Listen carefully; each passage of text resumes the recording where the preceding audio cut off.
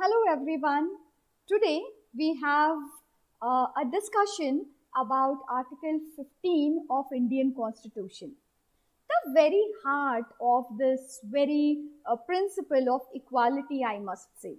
There are certain prohibitory norms, non-discriminating norms, there are duties, there are rights. So it is basically a blend of everything which Indian Constitution envisages in a citizen as well as a state.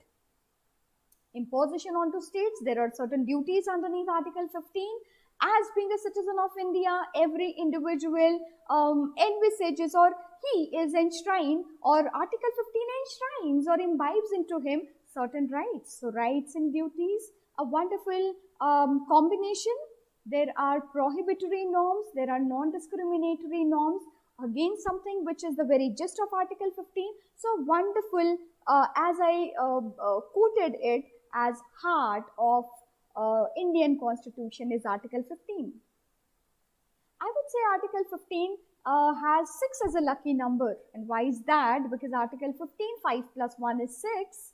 It has 6 clauses and 6 prohibitory or non-discriminating tenets.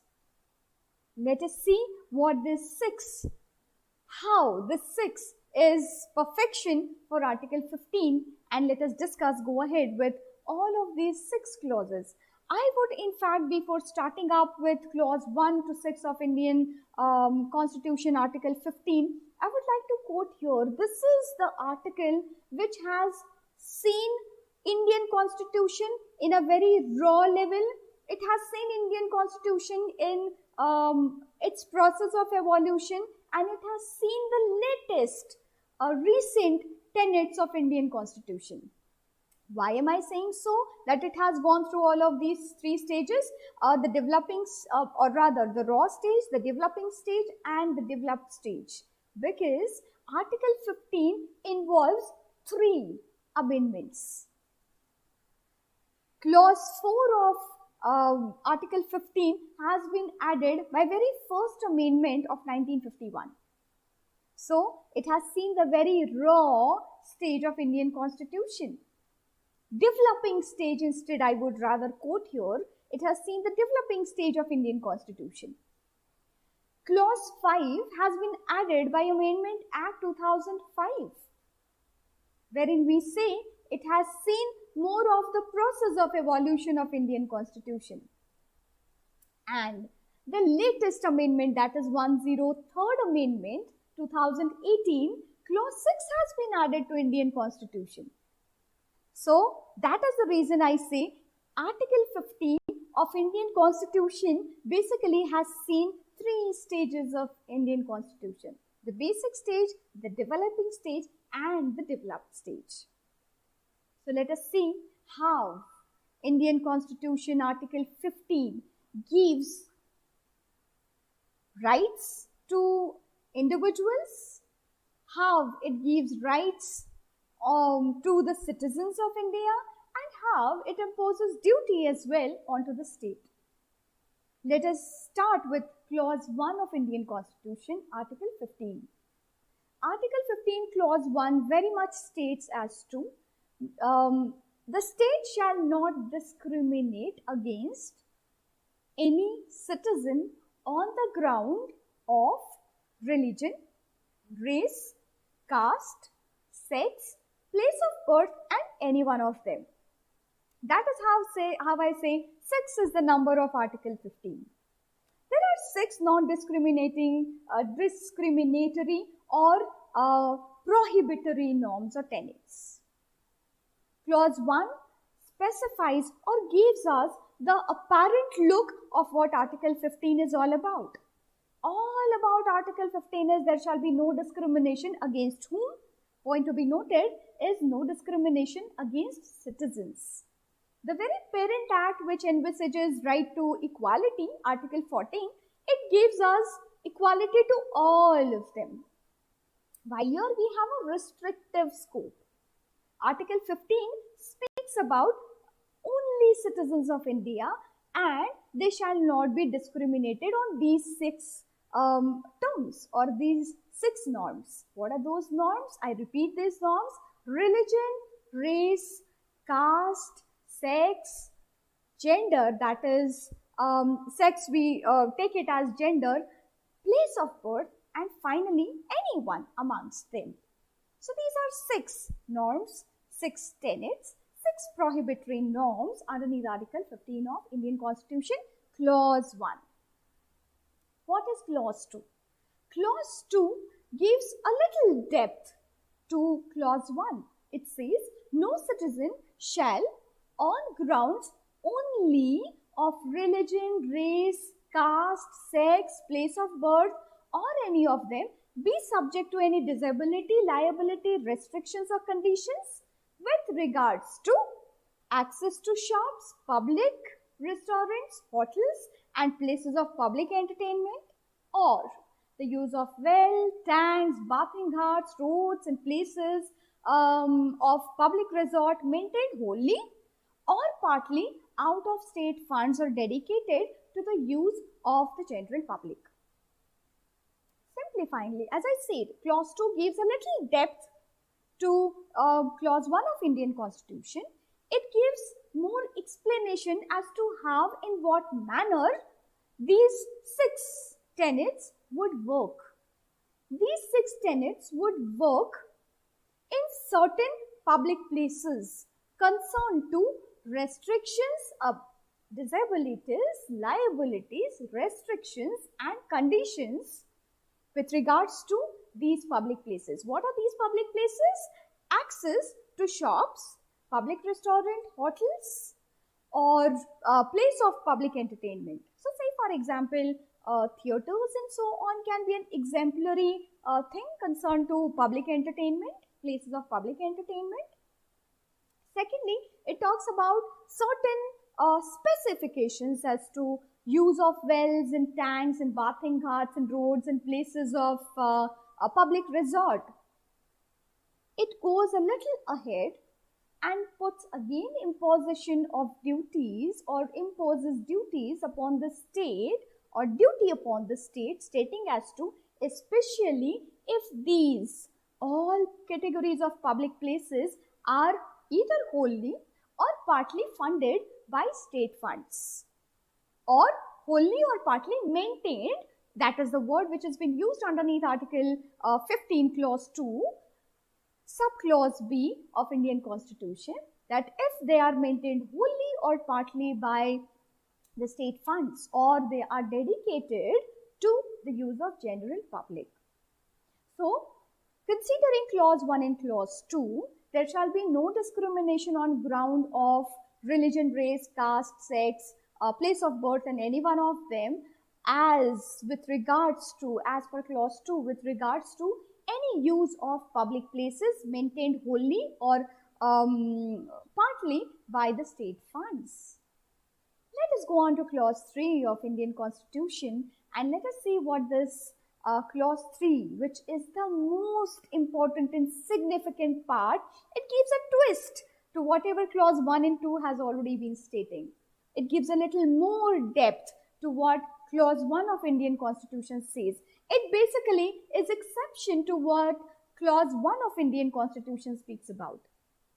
Article 15 Clause 3 states, nothing in this article shall prevent the state from making any special provisions for women and children.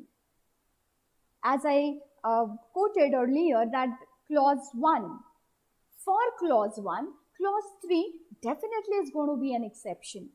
It is an exception. Clause 1 says there shall be no discrimination on ground of sex, especially that is gender.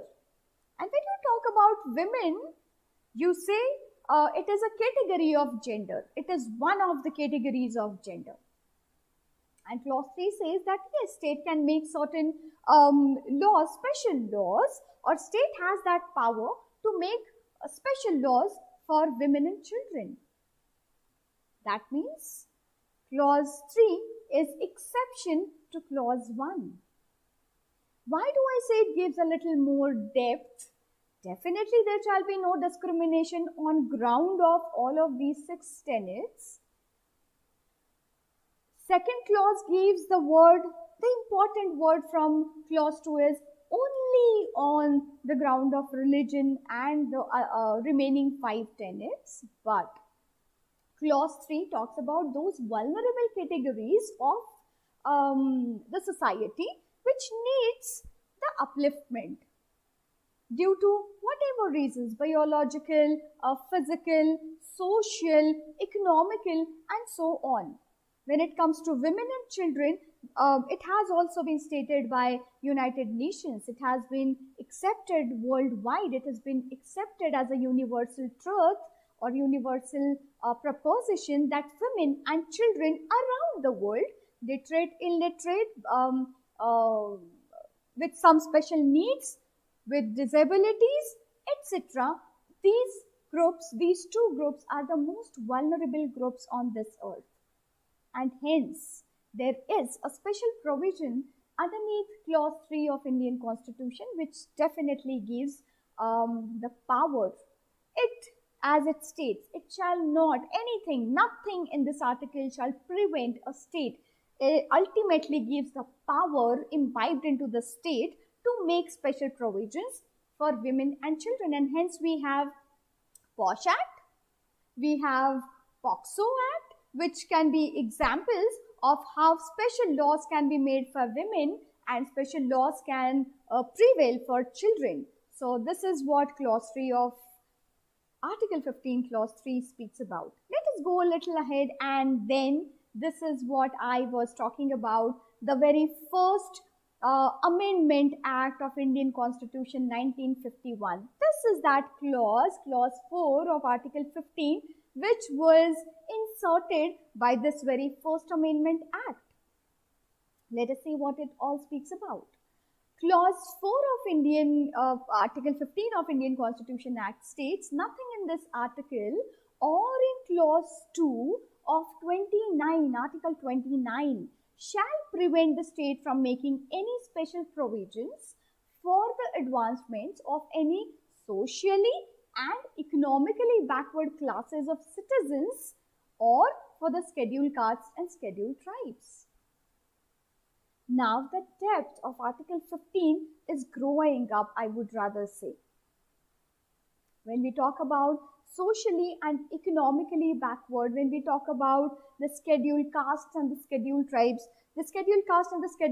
are those castes and the tribes which are declared by the President of India as scheduled. These are those tribes and those castes which need upliftment to come at par with the general public, we say, general category of individual citizens, we say. As Article 15 speaks only about citizens, we'll be speaking about upliftment of these castes and tribes to the general citizens, general category of citizens. There are 4 contentions underneath clause 4 of Indian Constitution.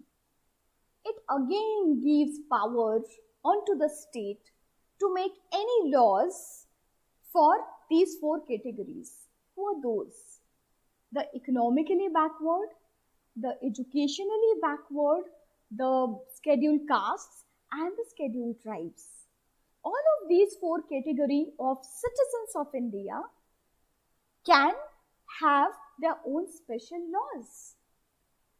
So here, to get them uplifted, to get them at the par with other general category of other category of citizens, I would rather mention here. Now, when we talk about socially and educationally backward, we know the very basic universal convention covenants. Social, economic, educational, scientific, all of these developments are very much necessary for a state to get developed. So we have ICCPR, that is International Covenant on Civil and Political Rights. We have another convention, that is International Convention on Economic, Social and Cultural Rights. These 2 conventions, we derive certain essence of these conventions as well, as these are universal conventions, universally accepted conventions. And Indian Constitution Act, especially Article 4 We have definitely a nexus in between these universal documents or international documents and what Article 15, Clause 4 specifically says. It says the society needs to uplift those who are downtrodden. And when we talk about socially and educationally backward, we say they need all the scheduled tribes and scheduled castes. We say this has been interpreted by lot many more judicial interpretations. As per judicial interpretations, as per this power of the state to make special laws for these, we know these are protection, or this is the protection available for this 4 category of citizens of India. Let us go on to the 5th one. The second specific clause of Article 15, I would say clause 5 of Article 15, has seen the developing process, as I stated earlier, of Indian Constitution. This is one of those clauses which have been added by Amendment Act 2005. Not very early, not very late, 2005. In 2005, this clause was added, which states nothing in this article or in subclause G of clause 1 of Article 19 shall prevent the state from making any special provision by law for the advancement of any socially and educationally backward classes of citizens, or for the scheduled castes or scheduled tribes, insofar as such special provisions relate to the admissions to educational institutions, including private educational institutions, whether aided or unaided by the state, but other than the minority educational institutions referred to in clause 1 of Article 30. So, it is more of explanation to what clause 4 of Indian Constitution Article 15 specifies. Article 15 clause 4 had already taken these 4 categories into consideration. But Article 5 specifies a purpose for upliftment. There is a special aim, there is a scope when it comes to Article 5 of clause 5 of Article 15. What is that purpose?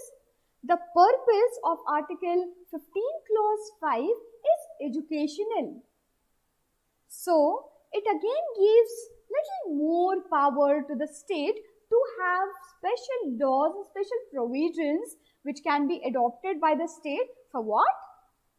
For the educational purpose, admissions in the educational institutions of these 4 category of citizens which are already discussed underneath clause 4 of the article.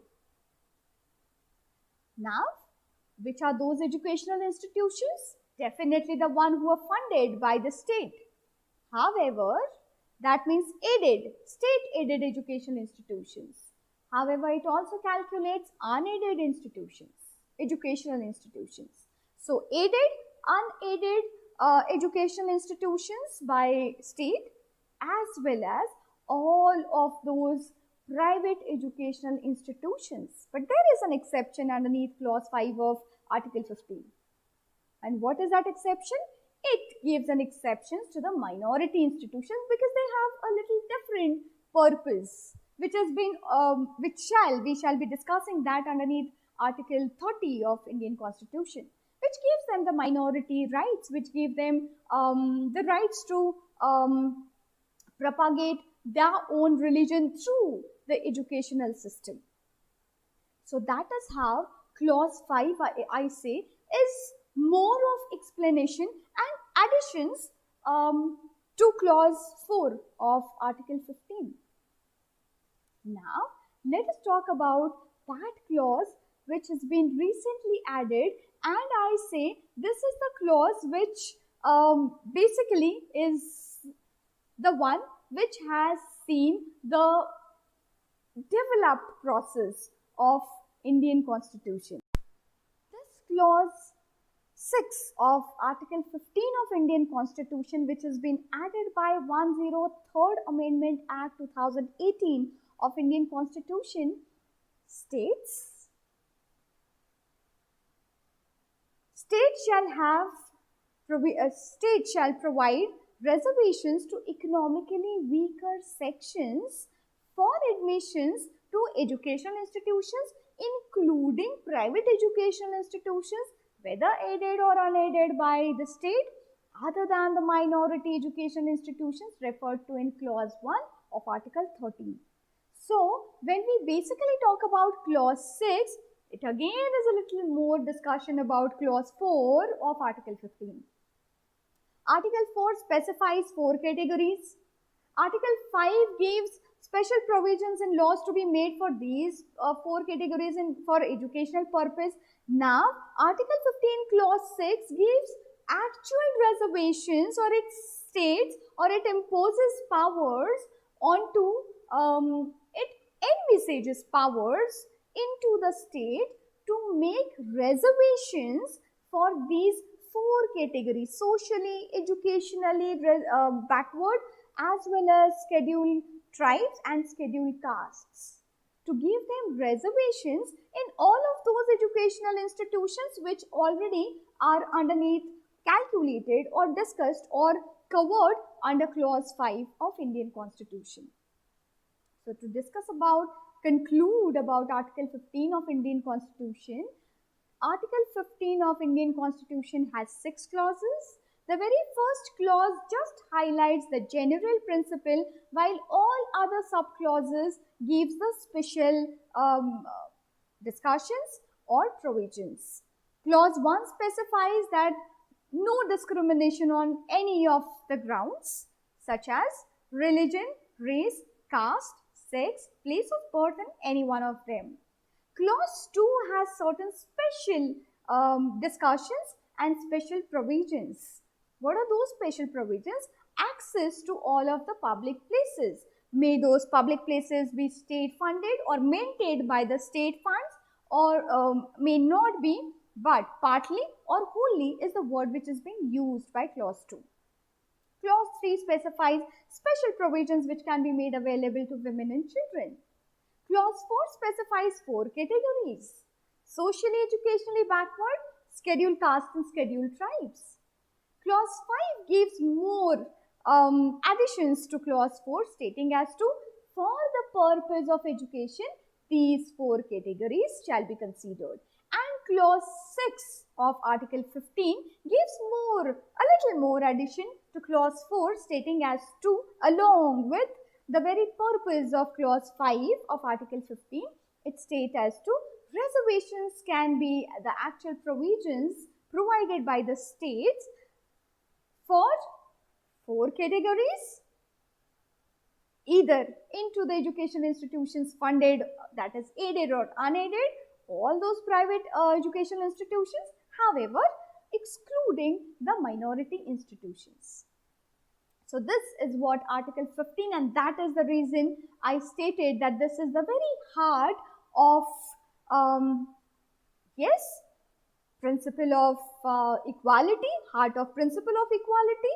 However, this is the very heart of Indian Constitution in toto, because it talks about all different categories of citizens of India. Women citizens of India, children citizens of India, socially backward citizens of India, educationally backward citizens of India. It talks about these all categories, 6 categories again: women, children, socially backward, educationally backward, scheduled castes and scheduled tribes. So 6 is something which is definitely the lucky number for Article 15 of Indian Constitution. This is all from my side. Thank you so much.